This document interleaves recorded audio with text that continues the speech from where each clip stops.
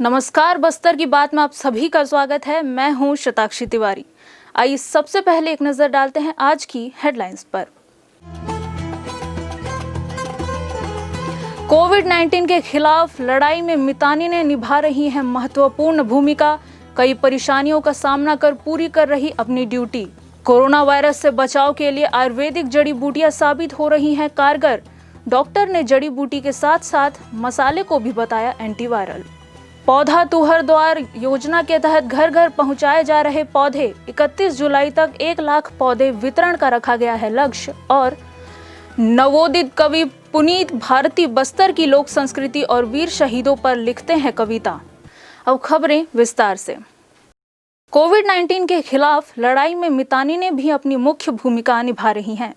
घर घर जाकर वे न केवल लोगों को जागरूक कर रही हैं, बल्कि कोरोना संक्रमण काल में संदिग्ध लोगों की पहचान कर उन्हें क्वारंटाइन सेंटर तक पहुंचाए जाने हेतु पुलिस आदि को सूचनाएं भी दे रही हैं। इसके अलावा मौसमी बीमारियों से बचने के लिए घर घर दस्तक दे रही हैं। पेश है एक रिपोर्ट। कोरोना वायरस संक्रमण के खिलाफ जमीनी स्तर पर मितानी ने महत्वपूर्ण भूमिका निभा रही हैं। डोर टू डोर पहुंचकर लोगों से जानकारियां एकत्रित कर लोगों को न केवल संक्रमण के खिलाफ लड़ने के लिए जागरूक कर रही हैं, बल्कि अन्य मौसमी बीमारियों को लेकर भी घर घर दस्तक दे रही हैं। यही नहीं, अन्य राज्यों से शहर आ रहे लोगों की भी पड़ताल कर रही हैं। बस्तर जिले में लगभग 2000 से ज्यादा मितानी ने अपना दायित्व निभा रही हैं। इनका कहना है कि कोरोना संक्रमण काल में संदिग्ध लोगों की पहचान कर घर घर पहुंचने वाली हम मितानिनों को कड़ी चुनौतियों का सामना करना पड़ रहा है। किस तरह की परेशानियां झेल रही हैं ये बता रही हैं मितानी ने। जैसे कोई भी काम वार्ड में मिलता है उसको हम लोग को कोई भी काम दे देते हैं। हम जाते हैं, जिस घर में भी जाते हैं ना, अभी भी रायपुर से कोई आए थे, क्वारंटाइन करने गए थे तो हमको भगाए, इतना लड़ाई किए, हमसे मार पीट ऊपर उतर आए। तो हमारे साथ तो समय ना पुलिस वाले भी थे, बस 2 ही जाने थे, ना एनम भी नहीं थी ना बात ही नहीं सुन रही थी है ना। वो तो अपना मतलब हम लोग का बात ही नहीं सुन रही थी। हम लोग तो हम तो अपना ड्यूटी करने आए हैं भाई। मितानिनों को ये दायित्व सौंपा गया है कि वे कोरोना से बचाव के लिए लोगों को जागरूक करने के साथ साथ सरकार की मंशा के अनुरूप गांव के शहर के लोगों को मौसमी बीमारियों से बचाव के लिए बताएं। साथ ही दवाइयों का वितरण भी किया जा रहा है। स्वास्थ्य विभाग की महत्वपूर्ण कड़ी हैं मितानी ने। कोरोना संक्रमण काल के दौरान मितानी ने कई तरह की मुश्किलों का सामना करने के बावजूद अपनी ड्यूटी निभा रही हैं। बस्तर की बात, जगदलपुर। कोरोना वायरस संक्रमण का खतरा दिन ब दिन बढ़ता जा रहा है। विश्व के साथ साथ हमारे देश में भी कोरोना संक्रमित लोगों की संख्या बढ़ रही है। वर्ल्ड हेल्थ ऑर्गेनाइजेशन के द्वारा भी संक्रमण बढ़ने को लेकर अलग अलग कारण बताए जा रहे हैं, जिसके कारण लोगों में चिंता बढ़ रही है। इस बीच हमारे देश की पुरातन चिकित्सा पद्धति आयुर्वेद के अनुसार शरीर के रोग प्रतिरोधक क्षमता को बढ़ाने के अनेक उपाय हैं, जिनका उपयोग कर हम अपने को सुरक्षित कर सकते हैं। आइए देखते हैं एक रिपोर्ट। वैश्विक कोरोना महामारी को लेकर जनमानस चिंतित हैं। इसके संक्रमण को लेकर वर्ल्ड हेल्थ ऑर्गेनाइजेशन द्वारा समय के साथ साथ अलग अलग विचार व्यक्त किए जा रहे हैं। अब तक कोरोना वायरस से बचाव के लिए कोई दवा या टीका का निर्माण नहीं हो सका है, जिसके चलते लोगों में इस बीमारी को लेकर चिंता बढ़ती ही जा रही है। इस संबंध में महत्वपूर्ण जानकारी देते हुए जिला आयुर्वेद अस्पताल के चिकित्सक डॉक्टर के मिश्रा ने हमें बताया, सोशल डिस्टेंसिंग जो मेंटेन करने के लिए कही गई थी शुरुआत में, वो तो है ही है। अब उसका महत्व और भी ज़्यादा बढ़ गया है। इसलिए बढ़ गया है कि शुरुआत में ये कहा जा रहा था कि 2 मीटर के बाद इसका ड्रॉपलेट वो बेकार हो जाएगा और वो इफ़ेक्टिव नहीं रहेगा, तो कम से कम 2 मीटर की डिस्टेंस मेंटेन करनी है। WHO ने भी यही बात कही। हो सकता है WHO ने वास्तविकता को छिपाया हो, क्योंकि वही WHO आज कह रहा है कि नहीं, 2 मीटर के बाद भी ये एक्टिव बना रह सकता है ड्रॉपलेट, और एयरबॉर्न इन्फेक्शन हो सकता है, यानी हवा से इन्फेक्शन हो सकता है। मैं शुरू से ही कह रहा था कि एयरबॉर्न इन्फेक्शन इसका पॉसिबल है। तो आज जो इतना बहुत ज़्यादा फैल रहा है, इसकी संख्या निरंतर बढ़ती चली जा रही है, वो एयरबॉर्न की वजह से ही है। इसका एयरबॉर्न इफेक्ट हो रहा है। तो मैक्सिमम डिस्टेंस मेंटेन करनी है, प्लस मास्क ज़रूर इस्तेमाल करना है। ताकि हमारा इन्फेक्शन दूसरे को न जाए, दूसरे का इन्फेक्शन हमें ना आए। इन परिस्थितियों में भारतीय चिकित्सा पद्धति आयुर्वेद के अनुसार शरीर की रोग प्रतिरोधक क्षमता को बढ़ाने के लिए अनेक जड़ी बूटियों के साथ साथ भारतीय भोजन में उपयोग किए जाने वाले मसाले भी औषधि का कार्य करते हैं, जिनका औषधि के रूप में उपयोग करते हुए भी कोरोना से ही नहीं अन्य संक्रमण से भी शरीर को बचाया जा सकता है। इस संबंध में डॉक्टर के मिश्रा ने कहा, बहुत ही महत्वपूर्ण है विटामिन सी का इस्तेमाल। देखिए, अपने पास 2-3 चीज़ें हैं। एक एंटीऑक्सीडेंट है, जो हमारे जितने भी गरम मसाले हैं वो सारे सारे एंटीऑक्सीडेंट होते हैं, और जितनी भी चीज़ें एंटीऑक्सीडेंट होती हैं वो सब एंटीवायरल भी होती हैं। ये भी एंटीवायरल होता है। विटामिन सी यानी नींबू फैमिली की जितनी भी चीज़ें हैं, संतरा हो गया या नींबू है, मौसमी है, जिसमें भी विटामिन सी है, वो सारी की सारी चीज़ें ये सब एंटीवायरल होती हैं। तो एक तो गर्म पानी में नींबू प्रतिदिन डाल करके पीना, ये अगला बचाव का तरीका हुआ। प्लस जिसमें भी किसी में जिंक होता है उसको भी आप इस्तेमाल कर सकते हैं। जैसे कद्दू है, कद्दू का बीज, उसमें जिंक प्रचुर मात्रा में होता है। यूजुअली लोग क्या करते हैं, कद्दू के बीज को फेंक देते हैं, जबकि कद्दू के बीज को कभी नहीं फेंकना चाहिए। कृमिनाशक भी है, पेट में जो बड़े बड़े कृमि हो जाते हैं, एस्केरिस जैसा भी हो जाता है, उसको भी मार के निकाल देता है। जिंक मिलता है उसमें, और भी माइक्रो न्यूट्रिएंट्स मिलते हैं। तो कद्दू का बीज कभी नहीं फेंकना है, उसको भी इस्तेमाल करना है।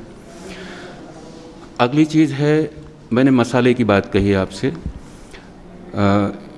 मैं उल्लेख ये करना चाहूँगा कि अभी जो कोरोना वायरस फैला हुआ है, इस शिकमिक एसिड को स्टार एनिस से निकाला गया, जो कि हमारे यहाँ अरुणाचल प्रदेश में होता है। गरम मसाले में इस्तेमाल करते हैं, स्टार जैसा होता है ना, शक्ल में देखने में स्टार जैसा, सभी ग्रोसरी की दुकान पर मिलता है। उससे निकाला गया, उसका एक एक्टिव प्रिंसिपल है शिकमिक एसिड। उस शिकमिक एसिड से बनाया गया है टेमीफ्लू।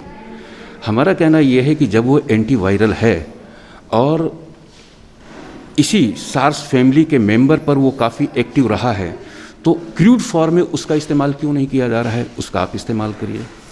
जैसा कि हम सब जानते हैं कि आयुष विभाग द्वारा कोरोना संक्रमण काल में रोग प्रतिरोधक क्षमता बढ़ाने वाले काढ़े का वितरण भी आयुर्वेद अस्पतालों के साथ ही ग्रामीण क्षेत्रों के बाजारों और अन्य जगहों पर शिविर आयोजित कर किए जा रहे हैं। इसे भी काफी लाभदायक बताया है डॉक्टर मिश्रा ने। स्टार एनिस हो गया, इसके बाद में लौंग है, काली मिर्च है, दालचीनी है और सौंठ है। आप अश्वगंधा इसमें मिला सकते हैं अथवा नहीं भी मिला सकते हैं, अश्वगंधा को अलग से ले लीजिए। तो ये जो 5 चीज़ें हैं, ये गरम मसाले हो गए, इनको आप बराबर बराबर मात्रा में पीस करके रख लीजिए और 1 से 2 ग्राम की मात्रा में, उम्र के हिसाब से, छोटे हैं तो 1 ग्राम दीजिए, बड़े हैं 1 ग्राम का मतलब ये हो गया कि पैरासीटामोल की 2 टैबलेट के बराबर। 500 mg की 1 टैबलेट होती, 2 टैबलेट के वज़न के बराबर। आप दाल में या सब्जी में ऊपर से डाल के खा सकते हैं। आप फंकी मार लीजिए, आप मुंह में डालिए, ऊपर से गर्म पानी पी लीजिए, वो पेट के अंदर गया। तो ये बहुत ही अच्छा एंटीऑक्सीडेंट भी है और ये एंटीवायरल भी है। मेरा विश्वास ये है कि अगर इसको हम निरंतर इस्तेमाल करते रहेंगे तो केवल कोरोना या सार्स फैमिली का ही वायरस नहीं, बल्कि किसी भी तरीके का वायरस हमारे ऊपर अटैक नहीं कर सकेगा। केंद्र और राज्य सरकार द्वारा जारी दिशा निर्देशों का पालन करते हुए हमारे भारत के पुरातन चिकित्सा पद्धति आयुर्वेद के माध्यम से अपने शरीर की रोग प्रतिरोधक क्षमता बढ़ाकर इस वायरस से जीता जा सकता है। बस्तर की बात, जगदलपुर। इंद्रावती बचाओ अभियान के द्वारा एक अभिनव पहल की शुरुआत की गई है, जिसके अंतर्गत अभियान से जुड़े किसी भी सदस्य के जन्मदिन पर सामुदायिक पौधारोपण का कार्यक्रम किसी सार्वजनिक स्थल पर आयोजित किया जाता है। इस कार्यक्रम में सदस्यों के साथ नगर के गणमान्य नागरिक भी उत्साह के साथ शामिल हो रहे हैं। इंद्रावती बचाओ अभियान के सदस्यों द्वारा एक नई पहल की शुरुआत की गई है, जिसके तहत किसी सार्वजनिक स्थल पर अभियान के किसी भी सदस्य के जन्मदिन पर सामूहिक पौधारोपण का कार्यक्रम किया जाता है और इंद्रावती बचाओ अभियान से जुड़े सदस्यगण इसमें पूरे उत्साह के साथ शामिल होते हैं। इसी क्रम में सोमवार को शहर के बाहर मठ, जिसे लक्ष्मी नारायण मंदिर के नाम से जाना जाता है, इस मंदिर परिसर में इंद्रावती बचाओ अभियान के सदस्यों ने डॉक्टर प्रदीप पांडे के जन्मदिन पर आम, जामुन, जाम और अन्य फलदार पौधों का रोपण किया। इंद्रावती बचाओ अभियान के वरिष्ठ सदस्य पद्मश्री धर्मपाल सैनी के नेतृत्व में सभी सदस्यगण शामिल हुए। हम आपको बता दें कि आज दूसरा सावन सोमवार है, जिसके चलते लक्ष्मी नारायण मंदिर में फूल विक्रेताओं के साथ बस्तर के प्रसिद्ध जगार गायिकाएं भी मौजूद थीं। इस अवसर पर जगार गीत भी गाया गया।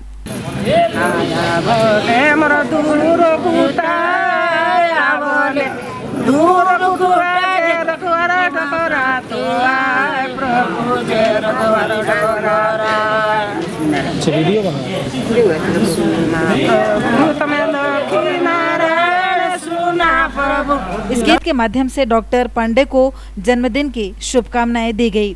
इससे पहले इंद्रावती बचाओ अभियान के सदस्य संपत झा के जन्मदिन पर भी माता रुक्मिणी आश्रम परिसर में मुनगे के पौधे रोपे गए थे। उस कार्यक्रम में भी अभियान के सैकड़ों सदस्य ने भाग लिया था। लोग इसे अनुकरणीय पहल मान रहे हैं। बस्तर की बात, जगदलपुर। भीषण गर्मी की तपिश के बाद जब बारिश होती है तब हमारी प्रकृति हरी भरी हो जाती है और देखने में भी आनंद आता है। वहीं पेड़ों की भी अंधाधुंध कटाई हो रही है, जिससे प्रकृति का संतुलन बिगड़ रहा है। यह चिंता का विषय है। ऐसा सोचकर सरकार ने प्रकृति को हरा भरा करने के उद्देश्य से हर व्यक्ति को पौधा वितरण करने पौधा तो हर द्वार कार्यक्रम का आरंभ 25 जून से किया है। इसके तहत घर घर पौधे वितरित किए जा रहे हैं। 31 जुलाई तक 1 लाख पौधे वितरण का लक्ष्य रखा गया है। वक्त हो चला है छोटे से ब्रेक का। ब्रेक के बाद मिलते हैं और खबरों के साथ।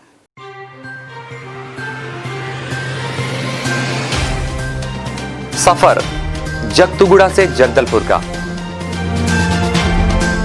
नित नई करवट लेता शहर हमारा, चौक चौराहों से होता हुआ विकास की गाथाएं गढ़ता बस्तर हमारा। कई रंगों से सराबोर कितनी ही कहानियों को समेटे, कहीं विकास के सोपान तो कहीं सरकारी दावे और उनका सच।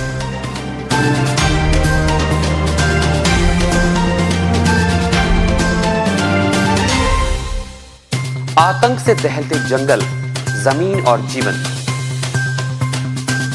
साहस और धैर्य से करवट लेती जिंदगी, राजनीति की चौसर के जाने अनजाने दांव, व्यवस्था की खूबी, कमी और खामी, खूबसूरत नजारे।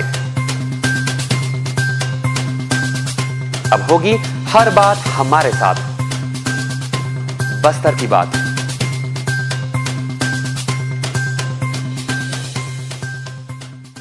ब्रेक के बाद आपका स्वागत है बस्तर की बात में। आइए चलते हैं और खबरों की ओर।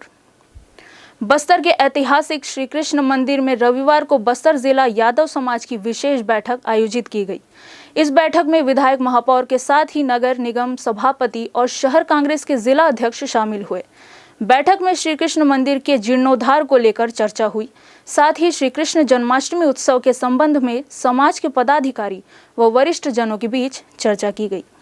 नगर के विजय वार्ड में स्थित ऐतिहासिक कृष्ण मंदिर के जीर्णोद्धार के संबंध में यादव समाज द्वारा अपनों से अपनी बात के माध्यम से परिचर्चा आयोजित की गई थी। इस परिचर्चा में विधायक, महापौर और कांग्रेस संगठन के पदाधिकारी शामिल हुए। इस दौरान विधायक रेखचंद जैन ने अपनी बातें रखते हुए कहा कि ऐतिहासिक कृष्ण मंदिर से बस्तर वासियों का गहरा नाता है और इसको बेहतर से बेहतर कैसे बनाया जाए, इसके लिए हम हर संभव प्रयास करेंगे। विधायक रेखचंद जैन ने कहा कि सामुदायिक भवन बनाने के लिए विधायक निधि से 5 लाख रुपए देने की घोषणा की गई है और कई समस्याओं को धीरे धीरे समाधान करने का उन्होंने आश्वासन दिया। विधायक ने कहा कि बस्तर के ऐतिहासिक धरोहरों के संरक्षण और संवर्धन के लिए छत्तीसगढ़ के मुखिया भूपेश बघेल कृत संकल्पित हैं और धर्मस्व विभाग के मंत्री अमरजीत भगत से भी इस ऐतिहासिक कृष्ण मंदिर के जीर्णोद्धार के लिए अपने स्तर पर प्रयास करने का आश्वासन उन्होंने दिया। महापौर सफीरा साहू ने भी यादव समाज हित में हमेशा सहयोग देने की बात कही। इसके बाद श्री कृष्ण जन्माष्टमी के संबंध में समाज के पदाधिकारी और वरिष्ठ जनों द्वारा चर्चा की गई। इस संबंध में जानकारी देते हुए बस्तर जिला यादव समाज के अध्यक्ष बलराम यादव ने कहा, सामान्य बैठक था। आज जन्माष्टमी को लेकर बैठक रखे थे कि आगामी समय में शासन प्रशासन के द्वारा क्या दिशा निर्देश होगा, उसका पालन करते हुए जन्माष्टमी पर हर साल की तरह तो शायद नहीं हो पाएगा, लेकिन छोटा सा भी कार्यक्रम करवाने के उद्देश्य से, और साथ में आज महापौर, विधायक, सभापति, अध्यक्ष सारे लोग को बुलवाए थे यहाँ के मंदिर की दिशा और दशा दोनों के बारे में बताए कि बहुत प्राचीन मंदिर है और पूरा जगदलपुर का मंदिर है और यहाँ की स्थिति बहुत खराब है, इसी विषय में चर्चा हुआ। बस्तर के ऐतिहासिक कृष्ण मंदिर के जीर्णोद्धार का प्रयास कई बार किया गया, लेकिन अब तक कृष्ण मंदिर की दशा यथावत बनी हुई है। बस्तर की बात, जगदलपुर। चतुर्थ वर्ग कर्मचारी कल्याण संघ ने वर्ष 2014 में हुए चतुर्थ वर्ग कर्मचारियों की नियुक्ति को टोटल फर्जीवाड़ा बताया है। संघ का कहना है कि इस मुद्दे को लेकर वे कई बार प्रदर्शन कर चुके हैं, परंतु उन्हें आज पर्यंत न्याय नहीं मिला है। वर्ष 2014 में आदिम जाति कल्याण विभाग द्वारा चतुर्थ वर्ग श्रेणी की सीधी भर्ती 849 पदों पर की गई थी। इस नियुक्ति में व्यापक रूप से फर्जीवाड़े की बात छत्तीसगढ़ चतुर्थ वर्ग कर्मचारी कल्याण संघ ने कही है। संघ के अध्यक्ष प्रभुनाथ पाणिग्राही ने कहा, 2014 में आदिम जाति कल्याण विभाग में 849 पदों में सीधी भर्ती हुई थी और उसमें व्यापक रूप से फर्जीवाड़ा हुआ था, जिसकी शिकायत हमने शासन प्रशासन से की और माननीय कवासी लखमा जी ने अपने नोटशीट में विभागीय मंत्री से आग्रह किया कि इस मसले की जांच की जाए। फिर जनवरी 2019 में विभागीय मंत्री ने एक जांच कमेटी बनाई इस मसले की जांच के लिए, और आज लगभग 1.5 वर्ष होने को हैं इस विभाग जो जांच बैठी हुई है विभाग से, उसकी क्या परिणाम है वो उसका कोई अता पता नहीं है। क्या फर्जीवाड़ा था? इसमें बहुत 17 प्रकार के लगभग फर्जीवाड़े हुए हैं, जैसे कि बोनस अंक 120 अंक तक दिए गए हैं पूर्व में कार्यरत कर्मचारियों को, जबकि 180 अंक का पूर्णांक की लिखित परीक्षा हुई थी और लिखित परीक्षा को 1/3 कर दिया गया था, और उसमें यदि 120 अंक का बोनस अंक सीधे दे देते हैं आप पूर्व के कर्मचारियों को, तो आप सीधे नए जो अभ्यर्थी हैं, जो बेरोजगार युवक हैं, उनके साथ अन्याय हो रहा है और एक किसी भी मापदंड में खरा नहीं उतरता इतना बोनस देना। ये आपत्ति थी हमारी, और उसके बाद मैंने RTI भी लगाई उत्तर पुस्तिकाओं के अवलोकन में। उसमें तो बहुत सारे ऐसे तथ्य उजागर हुए जिसकी कल्पना हम नहीं कर सकते। अभ्यर्थियों के नंबर कम कर दिए गए हैं, ज़्यादा कर दिए गए हैं, जहाँ डबल टिक किया गया था उनके नंबर दे दिए गए हैं। एक अंगूठा छाप अभ्यर्थी का ही सिलेक्शन कर लिया गया है लिखित परीक्षा में, और एक अभ्यर्थी का हमें उत्तर पुस्तिका ही नहीं मिली, जिसका सिलेक्शन हुआ था उसका हमने मांगा था, उसको उत्तर पुस्तिका ही अवेलेबल नहीं कराया गया। तो इस तरह से बहुत सारे है, हमने बिंदुवार इसका आरोप लगाए, उसके साक्ष्य भी हमने शासन को दिया और जांच कमेटी बैठी हुई है। और फिलहाल ये हमको सूचनाएं मिल रही हैं, जानकारी दी जा रही है, सहायक आयुक्त ने हमें जानकारी दी कि जांच कंप्लीट हो गई है और जो दस्तावेज हमने भेजे थे वापस भी आ गए हैं, किंतु हम मूल आवेदक हैं, हमने आवेदन लगाई है, हमें कोई लिखित में जानकारी विभाग नहीं दे रही है। हम कन्फ्यूजन में है कि सिर्फ दस्तावेजों की जांच कंप्लीट हुई है कि पूरे प्रकरण की जांच कंप्लीट हुई है। यदि जो भी जांच कंप्लीट हुई होगी उसका प्रतिवेदन, उसका परिणाम हमें दिया जाना चाहिए था, जिसका हम मांग कर रहे हैं, लेकिन आज तक कोई पत्राचार विभाग हमसे नहीं कर रहा है। बताया गया है कि संघ द्वारा कई बार न्याय की गुहार की गई थी, परंतु विगत 6 वर्षों से इन्हें न्याय नहीं मिल पाया है। इस बारे में सहायक आयुक्त आनंद जी सिंह ने क्या कहा, आइए सुनते हैं। चतुर्थ श्रेणी भर्ती जो है सन 14 में हुई थी और उसके सारे रिकॉर्ड उपलब्ध हैं। और जो आरोप लगाए, राज्य शासन तक शिकायत हुई थी, तो राज्य शासन में सारा रिकॉर्ड भेजा गया था, जांच हो चुकी है, प्रतिवेदन आना शेष है। जैसे प्रतिवेदन आता है तो जो भी निर्णय होगा राज्य का या जिले का भर्ती समिति का, उसके अनुसार कार्रवाई की जाएगी। अभ्यर्थियों का कहना है कि उनके साथ अन्याय किया गया है। इनका कहना है कि नियुक्ति प्राप्त कर्मचारियों द्वारा उत्तर पुस्तिकाओं का अवलोकन किया जाने पर कई त्रुटियां पाई गई हैं। शासन से इन्होंने मांग की है कि शीघ्र ही इस मुद्दे की पड़ताल हो और उन्हें न्याय मिले। बस्तर की बात, जगदलपुर। आम आदमी पार्टी जिला बस्तर ने गोल बाजार में 14,580 चयनित शिक्षकों की नियुक्ति और प्रदेश के सभी विभागों में रिक्त पदों की भर्ती को लेकर आमरण अनशन के समर्थन में शांतिपूर्वक प्रदर्शन किया। इस दौरान तरुणा बेदारकर ने कहा, दस्तावेज सत्यापन कार्य पूर्ण हुए 6 माह हो गए, लेकिन अब तक एक भी अभ्यर्थियों को नियुक्ति नहीं मिल पाई है। वर्तमान समय में युवा वर्ग साहित्य से दूर होता जा रहा है। बहुत ही कम युवा ऐसे हैं जो साहित्य पाठन के साथ साथ लेखन में रुचि लेते हैं। शहर के एक ऐसे ही युवा हैं पुनीत भारती, जो 22 वर्ष के हैं और नवोदित कवि हैं। पुनीत बकावंड ब्लॉक के मराठा गांव के रहने वाले हैं। इनकी माता किसान हैं और वे बीएससी द्वितीय वर्ष में अध्ययनरत हैं। युवा प्रतिभा क्रम में आइए मिलते हैं पुनीत भारती से। युवा प्रतिभा कार्यक्रम में आज हम आपसे मिलवा रहे हैं शहर के पुनीत भारती जी से। साहित्य के क्षेत्र में, लेखन के क्षेत्र में अभी युवाओं का रुझान बहुत ही कम देखा गया है। ऐसे समय में आप की कविताएं लिखना, है ना, ये बहुत ही अच्छी बात है। हम जानना चाहेंगे कि प्रेरणा आपको कहाँ से मिली? इसमें सबसे पहले तो मैं आपको धन्यवाद करता हूँ कि यहाँ तक आ गए। तो मुझे इस साहित्य के क्षेत्र में उनसे डॉक्टर गुलाबचंद पटेल जो कि गुजरात से हैं, उनसे मेरे को प्रेरणा मिली। अभी तक आपने कितनी कविताएं लिख ली हैं? अभी तक मैं 50+ कविता लिख लिया हूँ मैम।